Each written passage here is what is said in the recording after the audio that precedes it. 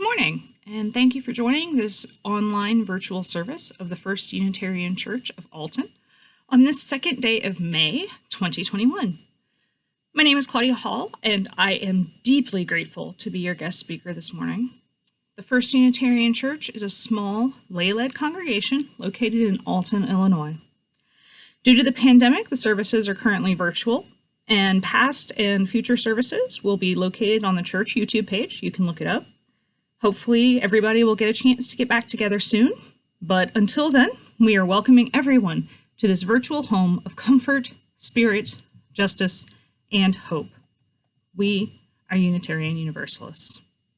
We begin our worship with a prelude by our accompanist, Joy Heft.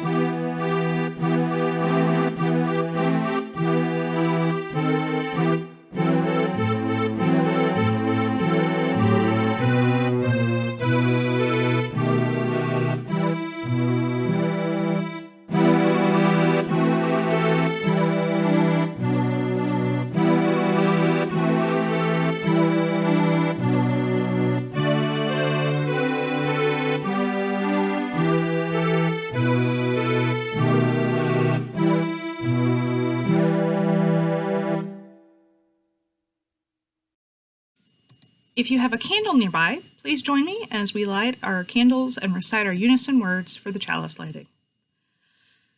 We hallow this time together by kindling the lamp of our heritage. Please join me as you are willing and able in a spirit of prayer and meditation. Source of life, we gather here today to celebrate this community, to seek commonality in a world torn by strife, and to aid one another in creating a more just, inclusive, and loving world. Grant us strength for the work, hearts open to the needs of others, and the knowledge that we are not alone in our desire to make the world a better place. Amen, and blessed be. Our first hymn is in our great hymnal, number 214, Shabbat Shalom. This phrase is usually said to friends and family after a busy work week. Its translation is, "May you be restored to wholeness on this blessed Sabbath." Please join me in singing Shabbat Shalom.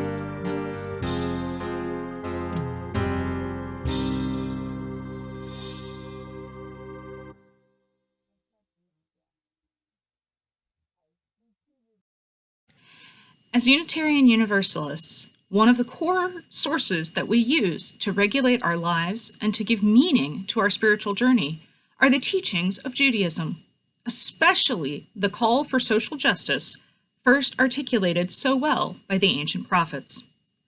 From this and our other sources have come our UU principles, including that of justice, equity, and compassion in human relations, the right of free conscience in our decision-making, and a respect for the interdependent web of which we all are a part. Today, we are focusing on the core teachings of Judaism seen through the lens of the questions asked by this community about the Jewish faith. First, a message about our stewardship.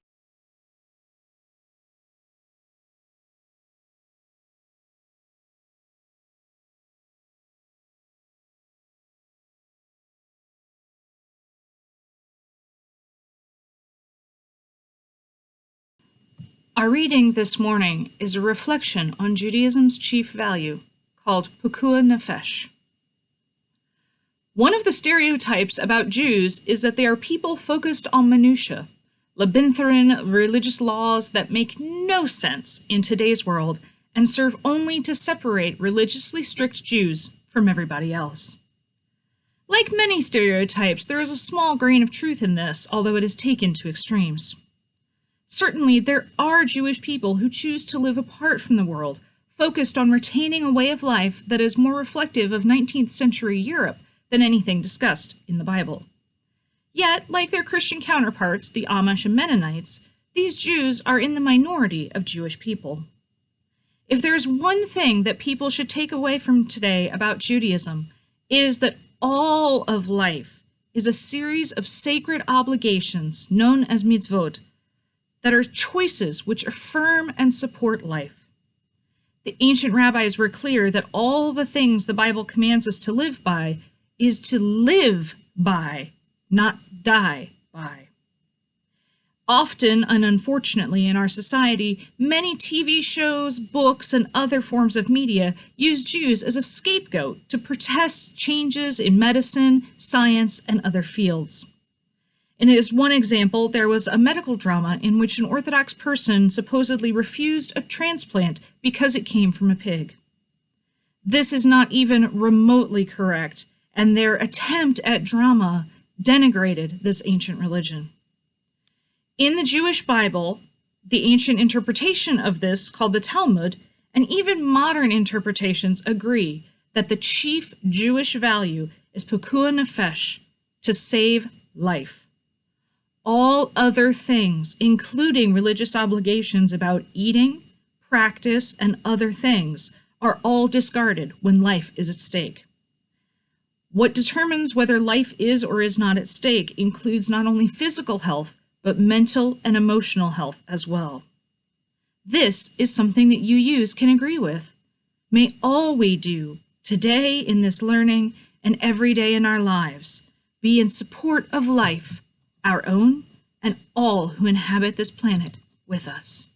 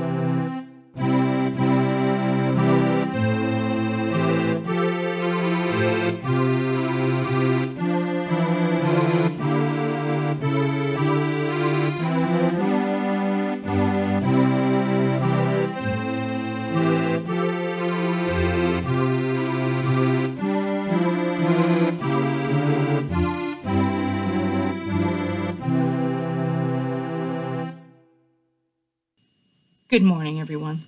My name is Claudia Hall, and as I said earlier, I am both a UU minister and a Kohenet, a Jewish priestess.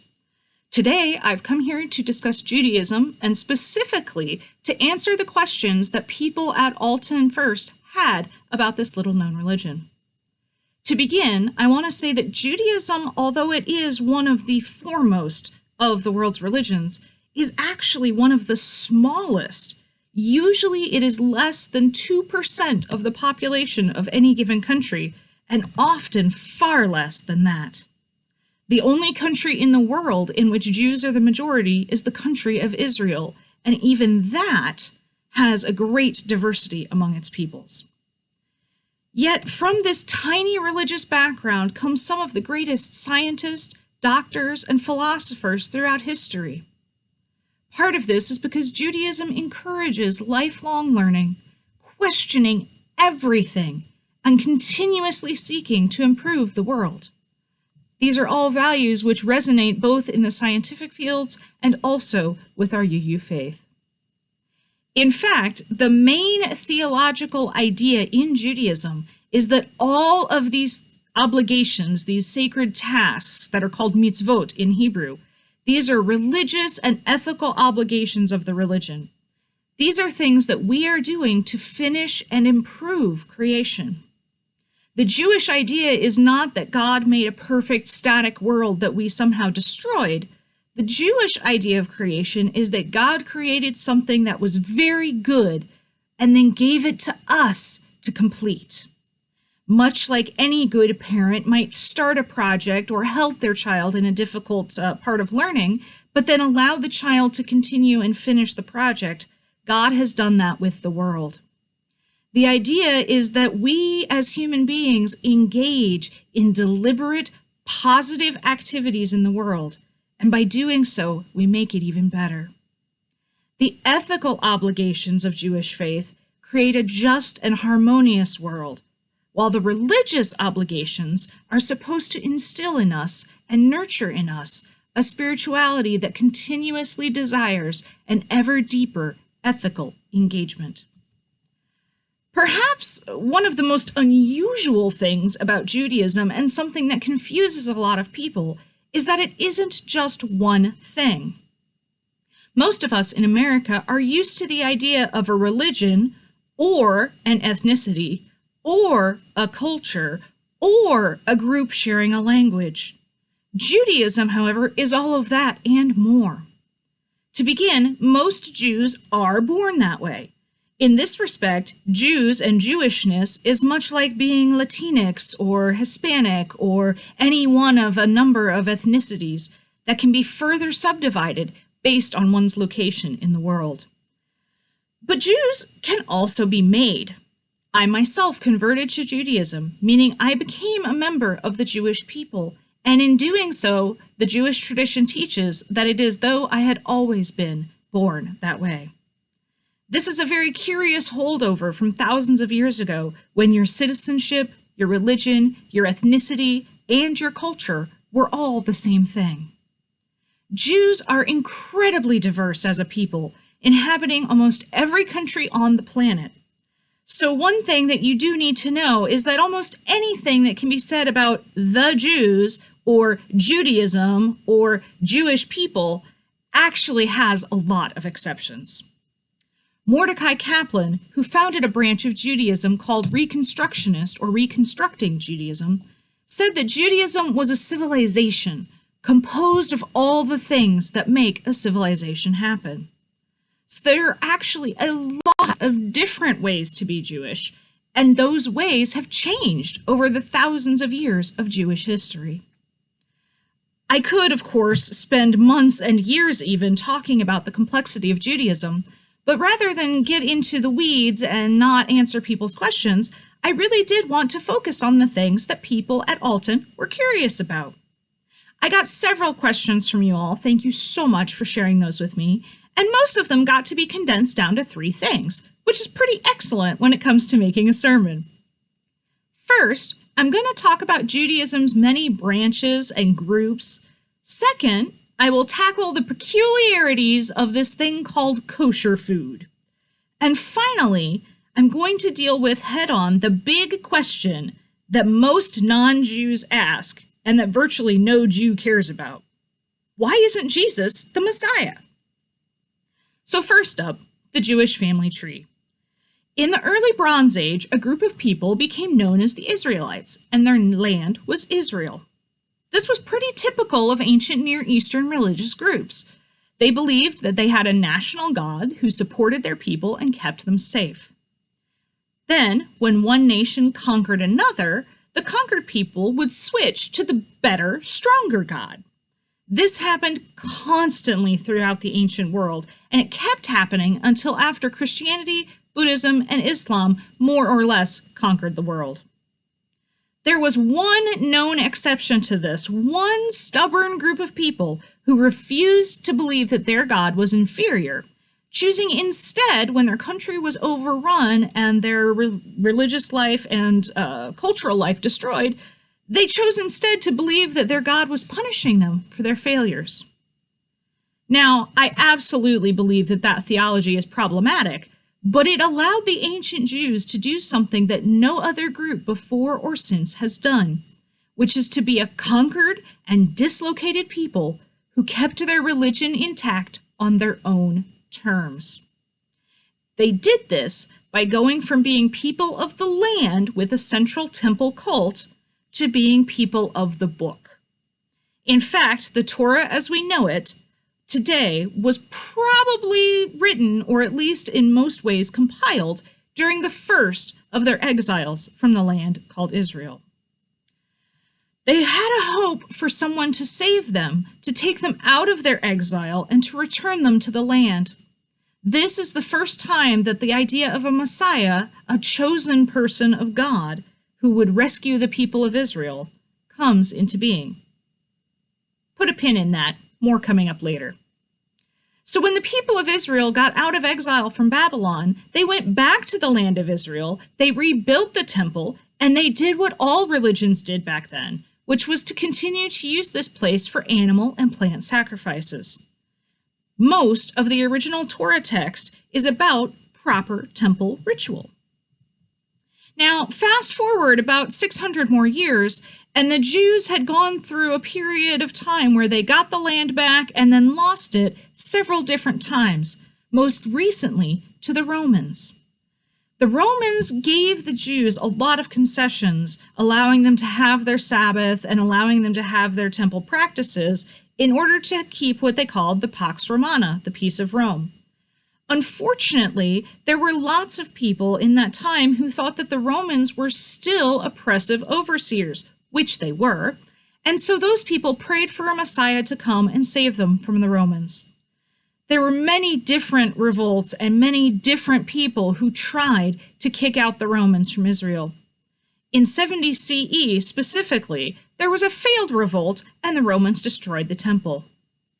Unlike the times that the Jewish people had been conquered before, in this case, the Romans destroyed the temple down to the foundations, and there was no other country big enough to fight the Romans, so the Jerusalem temple was never rebuilt. Jews again did something nobody had ever done before. They became a religious people without a temple. Now, 3 things happened to Jews when the second temple was destroyed. First, a group of Jews who thought their teacher was the Messiah split off and became Christians. They taught that God sacrificed himself to save people, and they got rid of the ritual obligations such as kosher eating and circumcision, which made them unappealing to the Roman and Greek people, while keeping the core ritual of sacrifice in a temple, just changed from an actual sheep to the Eucharist. Another group of Jews, the biggest one as a matter of fact, gave up and converted to Roman ways. These people disappear from the historical record after 70 CE. The smallest group of Jews rewrote their religion from the ground up again, becoming what is today known as Rabbinic Judaism. These people taught that prayer and action were the new kinds of sacrifice, and they recorded their reinterpretation of the Jewish religion in a group of books called the Talmud. From the Roman era until the 1800s, Jews were wandering people. They were unable to be citizens of any country in which they settled. In almost 2,000 years, they were roaming the globe, constantly hated by the world, and yet the Jews became experts at keeping their religion alive, despite incredibly intense efforts by different people around the world to make them convert.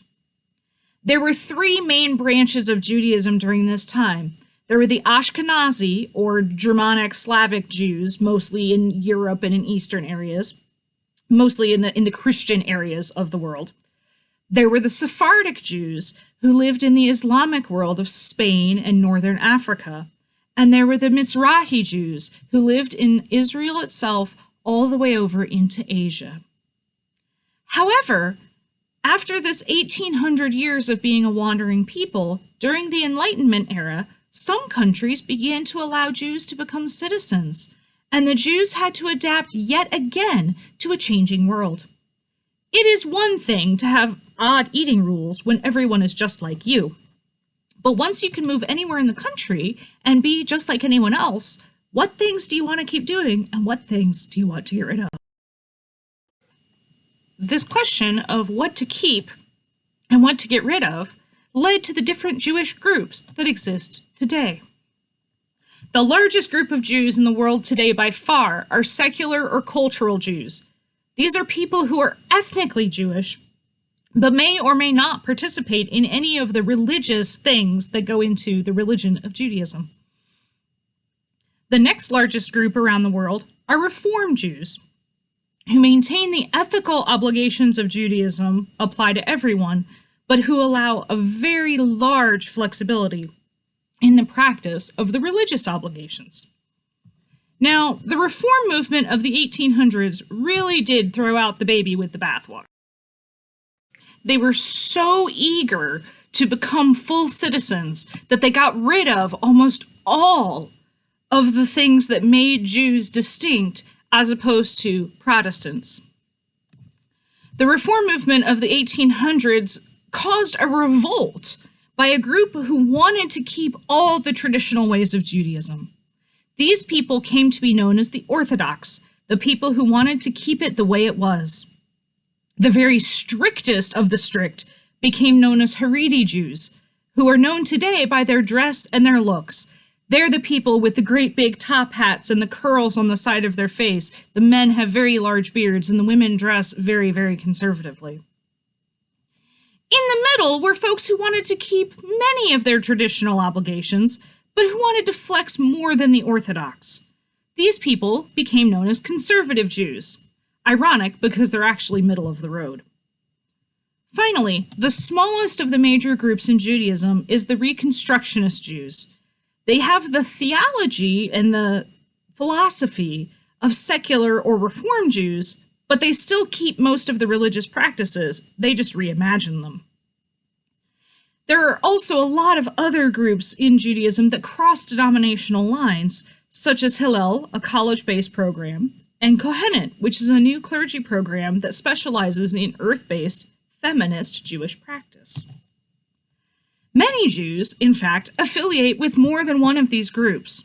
I myself am part of Reform, Reconstructing, and I'm ordained by Kohenet. All of these groups are mainly different in the amount and observance of ritual practices. We all have the same holidays, although the prayers might be altered slightly for theological content.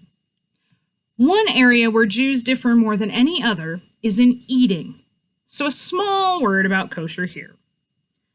Believe it or not, the Torah, the Bible that actually begins at Genesis and goes through the entire what Christians call Old Testament, but Jews find kind of offensive, given that we don't think there's another testament, we just think that there is the Bible.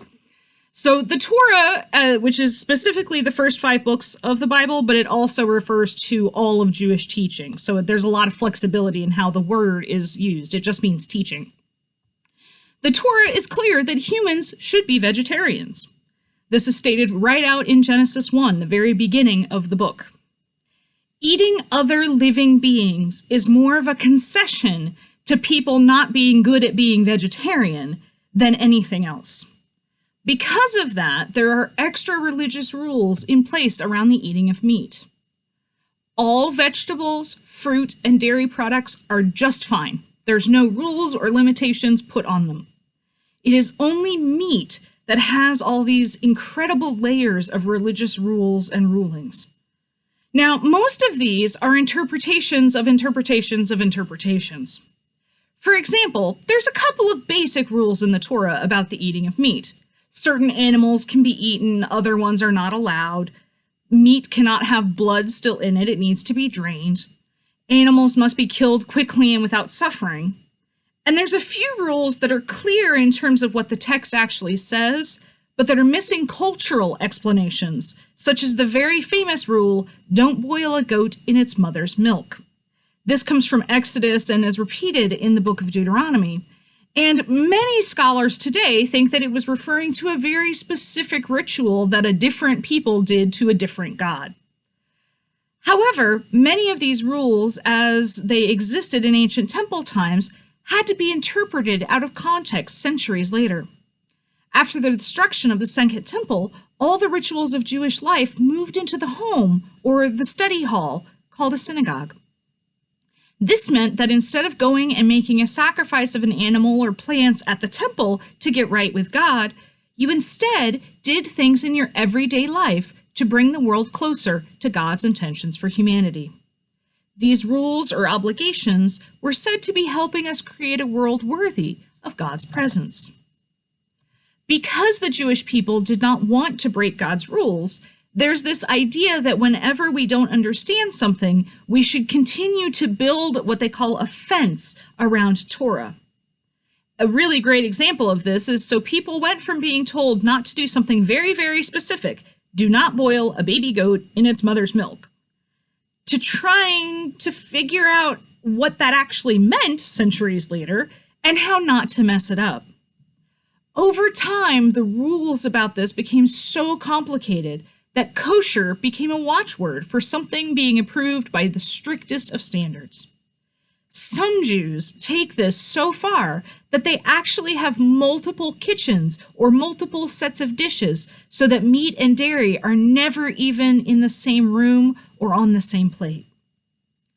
Reform Jews like me think that that is going entirely too far, and we tend to focus on the kavanah, the intention, the desired outcome behind the thing.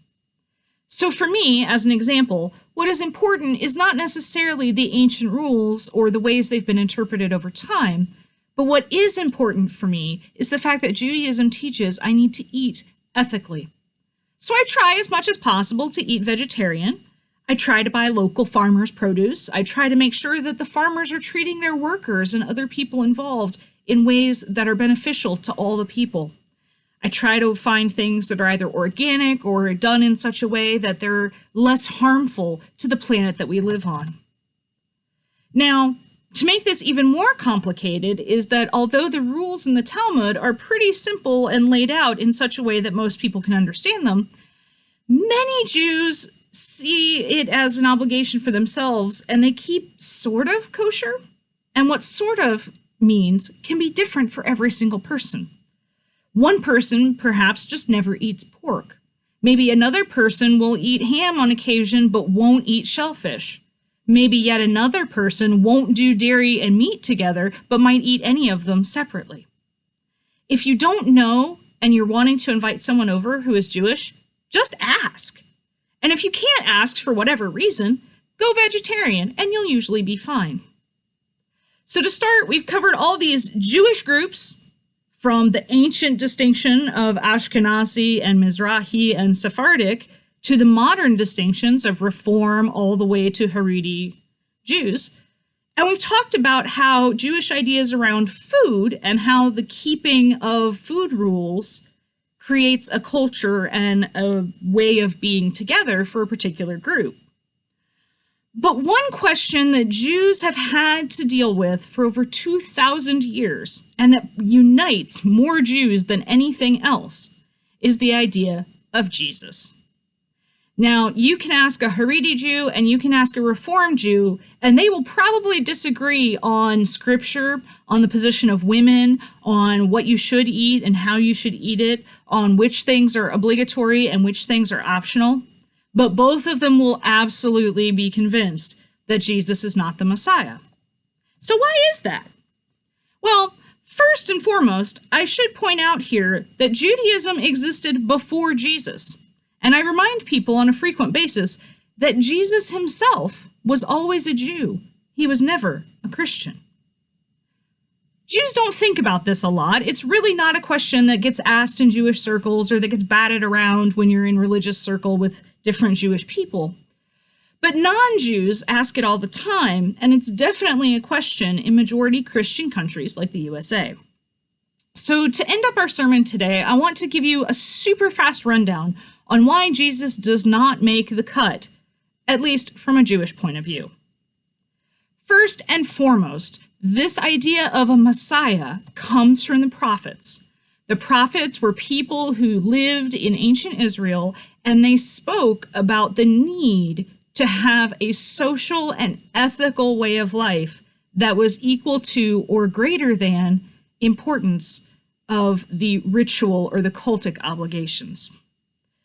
Many of these prophets lived between the first exile to Babylon and the second time when the Romans came. So you've got this whole period of time in which the Jews lived in Israel and they had the temple cult, but many of the kings did not do the things the way that the prophets thought they should. And so this entire genre of literature developed in which the prophets were telling people, bad things are going to happen if you keep going against what God wants.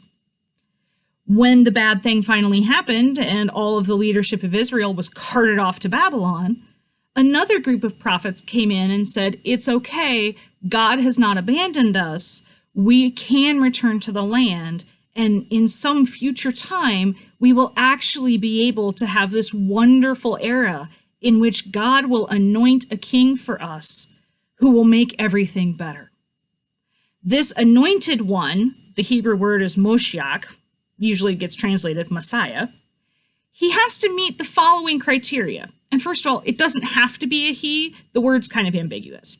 But the criteria that he has to meet, according to all of these different sources, so you've got from Isaiah to the minor prophets, Ezekiel, all these other people, they agree that the Messiah has to be descended from King David. The Messiah must bring all Jews back to Israel. The Messiah will rebuild the temple. The Messiah will help all people live in peace around the world. The Messiah will keep it to where all Jews can have similar religious observances. There will not be the distinction between groups. And finally, all people around the world will serve God. These 6 things are at the core of the prophetic ideal of the Messiah, and Jesus didn't do any of them. Therefore, to Jews, he cannot be the Messiah. In fact, this list, which again was written by the prophets in very ancient times when the temple was the heart of Jewish life, many of the groups today in Reform and other liberal Jewish people have given up on the idea of a single Messiah and prefer to talk about a messianic age of peace and love. It's a way of talking about the future that says we have the potential within us as human beings to be creative, to be uplifting, to be in right relationship and in harmony with one another and with our planet. Either way, whether it's actually wishing for a human being to be the Messiah, or whether it's wishing for all human beings to live up to their potential and create a messianic age, Jews do not have a problem with Christians. Jews believe that all righteous Gentiles, i.e. ethical people, have a place in God's world. Jews believed in universal salvation long before there were universalist Christians. So Judaism is a civilization that includes a religion. Some in that religion have reinvented it over and over again, from an ancient sacrificial cult to the complexities of the life that it is today, ranging in some cases from an extremely tenuous connection based on ancestry to extremely insistent on keeping every ritual detail possible. Most Jews are somewhere in the middle, depending on the day. Jesus was a first-century Jewish teacher who, according to Jewish descriptions of the prophets, does not meet the criteria to be the Messiah. However, according to Jewish tradition, any of us can choose with our everyday actions to draw the world closer to that messianic time, that peace and harmony that we want to see between all people and between people and the planet. This age of harmony and hope is something I think that most UUs can resonate with, whether or not you like cheeseburgers. Thank you very much for listening and participating in this understanding and this initial foray into learning more about Judaism. Thank you so much for having me today. Shalom Haverim, Shalom Haverim, Shalom, Shalom. Lahidrayon, Lahidrayon, Shalom, Shalom. Shalom Haverim, Shalom Haverim, Shalom Haverim, Shalom Haverim, Shalom Rayon, Lahidrayon, Shalom Rayon, Shalom, Shalom Haverim, Shalom Haverim, Shalom Haverim, Shalom Haverim, Shalom Rayon, Lahidrayon, Shalom Rayon, Shalom, Haverim, Shalom Haverim, Shalom, Shalom. Lahidrayon, Lahidrayon, Shalom, Shalom. And now, if you have a lit chalice or a candle near you, I invite you to join with me in extinguishing the chalice. The light of truth and meaning cannot be put out. We are keepers of this flame until we meet again. May we be inspired by the message today. May we have hope in a frail world in the same way that the ancient prophets did. That there is a hope for restoration, there is a hope for overcoming, and there is a hope that each of us in our own lives, as we live out the sacred obligations that we take on, can come together and create a land, a world full of peace and hope. Amen, and blessed be.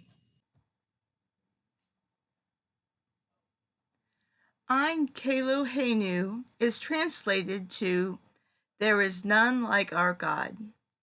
Keyloheynu is usually sung or chanted at the end of the morning Sabbath or festival services. It can be performed reverently or energetically joyful, as the song is about praising, thanking, and blessing God. People of the Jewish faith are strongly urged to make at least 100 blessings a day. This song contains 20 phrases, each phrase counting as one blessing. Singing or chanting this song one time will be considered making 20 blessings. The Amidah, which is the central prayer of the Jewish liturgy, usually contains about 19 blessings and is usually chanted 3 times during the service, totaling 57 blessings. Keyloheynu was designed to ensure that everyone would be able to make at least 100 blessings a day, even when the Amidah is shorter. Please listen to the postlude, Keyloheynu.